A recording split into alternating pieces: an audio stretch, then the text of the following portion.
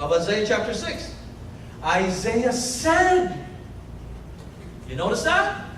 After Isaiah saw, there has to be a response. He said something. And then verse 8 to 13, look at it very carefully. As a matter of fact, everybody loves verse 8. I know every missionary, when they do a testimony, 80% of the time, we'll go to 6:8 of Isaiah.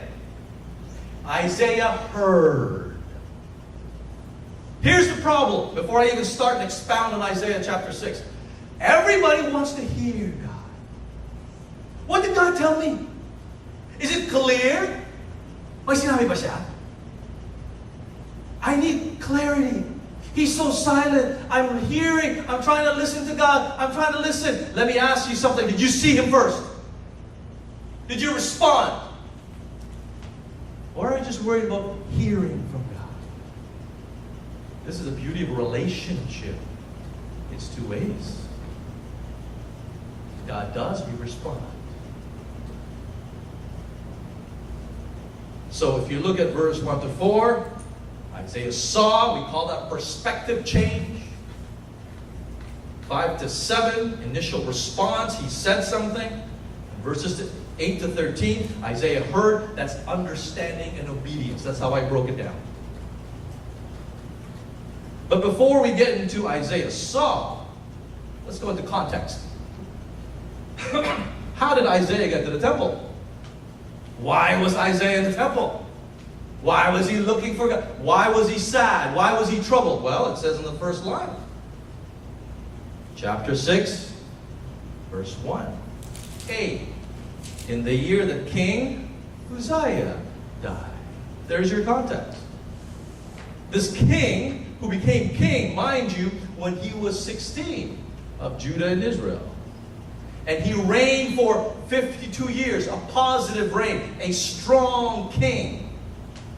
Very close in relationship with Isaiah himself. They were very strong together. They were close. At the end of Uzziah's life, he decided he wanted more. God gave him kingship, but he wanted priesthood as well. He wanted the responsibilities of priesthood. God says, that's not your place. He wanted it anyway. So God says, oh, well, I'm sorry about that. I'm going to cause leprosy, cause death. And here's Isaiah going to the temple saying, Lord, the person closest to me, he's gone. I'm confused. I need you. Our nation just lost a powerful king. We're in turmoil. What should we do? Then he goes to the temple. There's your context. How many times were we in that place? Every time I make calls to the USA, it's always the same thing. We are in turmoil. Donald Trump is still the president. Every time I call my family in the Philippines, we are in turmoil. Duterte is still the president. Here in Canada, we are in turmoil. Trudeau is still the Prime Minister. There's always something in turmoil. That's just generally speaking. What about you personally? Emotionally, I'm drained. Physically, I'm broken. Relationally, I'm shattered. Financially, I'm empty. Spiritually, I'm dry. Something was lost. Lord, what do I do? You are in that place. And then you go to the throne of God. What did Isaiah see first? The Lord sitting on the throne. Brothers and sisters, no matter what you're going through, the Lord is still sitting on the throne. Just because you don't know what's going to happen next, the Lord is still sitting on the throne. It's funny how people always think, I know what's going to happen. I can figure it out for myself. Until you figure out you're not in charge of your life. You don't have any control. Even the wisest of you, the strongest of you, will be in the darkness, find out how desolate you are. And then where are you going to go? to the people who's just as desolate as you? No. And then the heavens will open. And guess what? The Lord is still sitting on the throne. You know what that gives you? Comfort. When you see the Lord, there is comfort. Are you looking at the Lord for absolute questions? Good luck to you. What are you looking for when you're looking for the Lord? Me? I wanted peace, security, and comfort. And what did I find? The Lord was still sitting on the throne. You see, you can be looking for God, not the way the world is looking for God. Every single day, people always call me. You have professors calling me. I'm not as smart as them. I'm not a school type. Old earth, new earth, evolution, creation. They're talking about this. I said, I need to find God, not have knowledge of God. I want to find the relationship with God. Because God is more than just God to me. He's what? He's also my Father. Seeing the Lord. Where are you in seeing the Lord? Maybe you know of the Lord. Maybe you study the Lord. I have a friend of mine, his memory's 100 times better than mine. He memorized half the Bible. But he's still looking for it. Isaiah saw the Lord. You have the context, you have the comfort, and when you see the Lord, how do you respond? Do you see that there? The next verse, verse 5. So I said, woe is me, for I am undone, because I am a man of unclean lips, and I dwell in the midst of the people of unclean lips, for my eyes have seen the King, the Lord of hosts.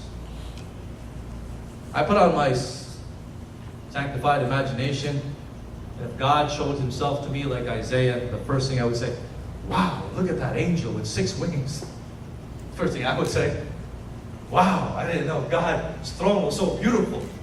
Wow, I'm one of the few people. No. First thing that Isaiah said is, woe is me. That's when you know you saw God. When you realize who you are in comparison to who He is. And who are you? Nothing. Broken. Lost. You can put on a facade all you want. But compared to God, you are nothing, broken, and lost. The tendency is we like to compare. Those are the two tendencies of human nature. We compare and we like to take control. Those two things. You understand that, you almost win every discussion. We compare to non-Christians. Tingnan mo sila. Mas mabait ako. I'm okay compared to them. And so we go back to our daily routine. You didn't really see God. You saw them. You compared to them, not to God. Even worse, we compare inside the church. Tingnan mo siya, ako leader ako eh. Ha? Every Sunday, present ako. Nagbibigay pa ako. Now we compare ourselves to other Christians. God says, that's useless to me.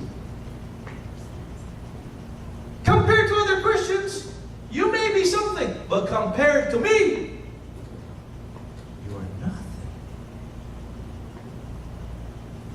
Woe is me, for I am unclean. My lips are unclean. From the heart, the lips, what? Comes forth. So, think about this. This is a representation of heart condition. Our hearts, when we meet God, when we see God. You know, I was talking to my daughter. She just finished the same thing as Tin and Joseph. And we were in the car, and she was tired. Of course, she's sleeping on the way home. Oh, I don't know why you guys don't sleep there, Joyce. And I said, oh, that's great. And I asked her this question. I ask you the same question. When you come to church, or let's say we do an evangelistic campaign. Ah, mga kapatid, let's go today, a whole 2 hours. Let's just talk to neighbors and talk to strangers about what we do here as a church. Huh? Now, we come back, and here's the question I asked. Was that natural or unnatural to you?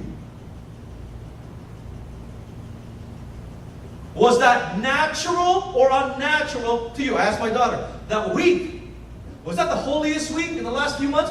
Yes, Dad. Was that natural or unnatural to you? She already knows it's her question. Because if it's unnatural, why was it unnatural? And if it's natural, how come it's only 1 week?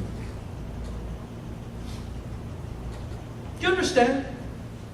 The closer you become godly, the closer you are to God, the more, ready? Sin is revealed.